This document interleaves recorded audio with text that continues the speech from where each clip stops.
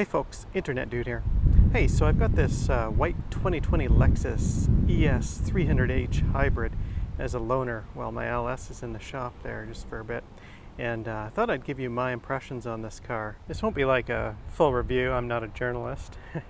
But so here's the deal, it looks very much like the LS. I know it's almost like it's twin. It's kind of funny how they made them look so similar. You can see it has the same almost identical headlight style with triple beam headlights and, you know, standard Lexus grille shape and all that stuff.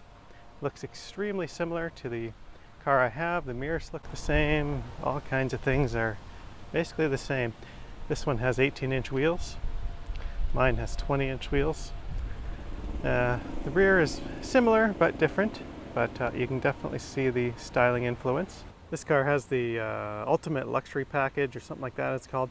It has the kick to open trunk, but the car's on right now, so I think I'll have to open it manually here. Take a quick peek in the trunk. You can see it has the power trunk lid. Standard stuff. This is just like my car, the power button.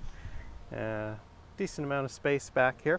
I was actually surprised for the hybrid. It doesn't have a big battery pack here. It's actually got a pass-through, and that's something I wish the LS had.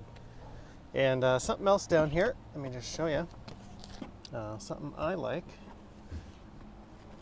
Let me go all the way down here. Okay, hang on. One more. There we go. It's got a spare tire. I'm kind of old school, so I like to have a spare tire, especially since, you know, I live in Saskatchewan, and you can be, you know, 100 kilometers from the nearest tire shop, or even further if you're in rural areas. So it's like, there's certainly times where having an actual spare tire can be very beneficial here. Looking in the back seat here, it's pretty standard stuff. This car has the black interior, fold down console. Doesn't have a screen like the LS obviously, but you got your cup holders in there.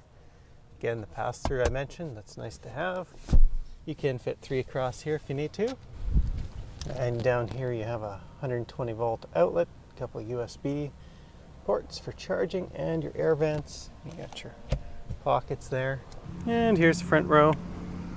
You can see power seat, Lexus sill plate, ES. Very similar inside here too as well, but you don't have the seat memory buttons on the passenger side. It does have the sunroof. In this case, it's got a manual shade, but it is a power sunroof. One thing I wanted to mention about these seats, so these seats aren't adjustable like a million ways like the LS, but I find them pretty comfortable.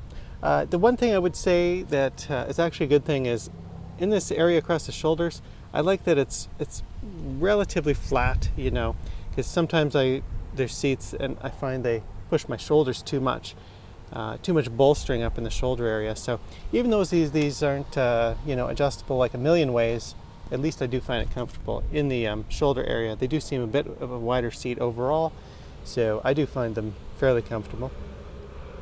All of the controls are down here. This one lets you put the whatever you call that out. This is for the lumbar, standard seat controls. There's no controls on the screen for the seat. I like that the ES hybrid at least gets this double pane glass. I don't know if you should be able to see that, but there's 2 panes of glass there, just like the LS, and that just helps with noise reduction. So it's a nice interior in here. I would not have picked the black if I was buying one of these, but it is a nice interior. You can tell it's kind of a Lexus style interior, of course. It actually has the identical steering wheel to my LS. In this car, you can also see it has the Mark Levinson sound system. I believe that's 17 speakers. You get the driver's seat memory, standard controls, you get power folding mirrors, a couple buttons down there, power tilt telescopic, steering column, which is nice. It has these paddle shifters. I don't know what you'd want those for. Yeah, I don't know why they keep doing that kind of thing. This one does have the, of course, the non-touchscreen model. You can't touch that. It's a little bit of a reach. But for 2022, I think it's going to be a touchscreen in the ES. So you are left with this touchpad thing. You have a Handy slot for your phone up here, USB and an auxiliary in, another cup holder here. Kind of nice because you can just close that up if you don't need it. Looks good there.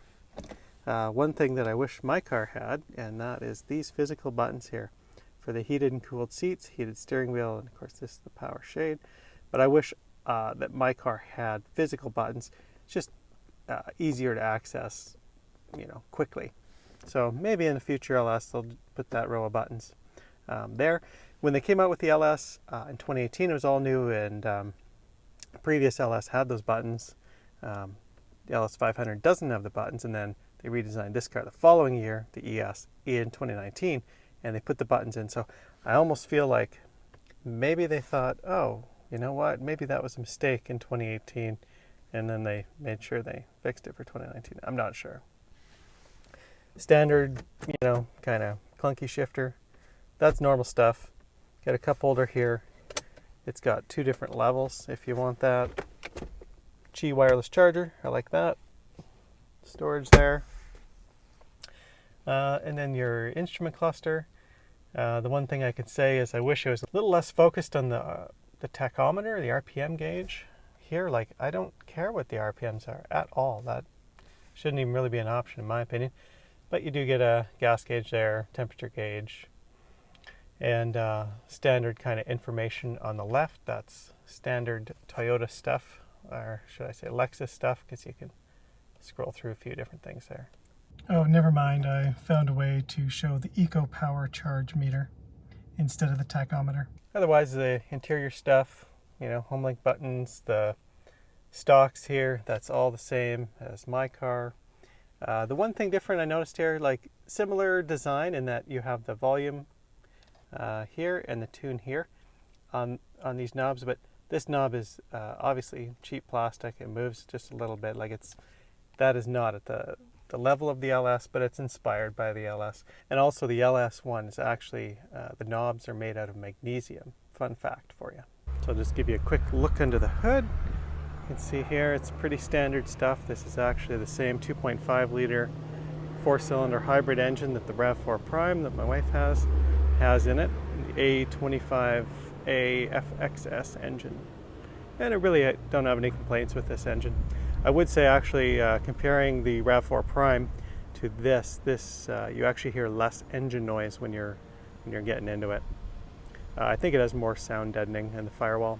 And also under certain situations, this car actually is just a little bit more responsive off the line compared to my LS that has a little bit of a lag sometimes. And I think it's just because this has the electric motor and the hybrid system. So there you have my quick overview, kind of my impressions, my thoughts on the ES300h hybrid. I like the car. Actually, it rides really quite well. I don't think I touched on that, but it rides really quite well, especially over the rough roads. It does well. I'm surprised for coil suspension. I'm happy with that suspension. I especially probably my favorite thing is the hybrid powertrain, because there's so many times where the engine isn't running when it doesn't need to run. It'd be nice to see every vehicle from Toyota and Lexus be a hybrid going forward. And they've done that with a few models like the Sienna and the Venza. But anyway, that's my quick thoughts. Leave me a comment below. Let me know what you think of the ES300 hybrid. And if you have any questions or comments, leave that below as well. And click that thumbs up and subscribe for more content. Thanks for watching.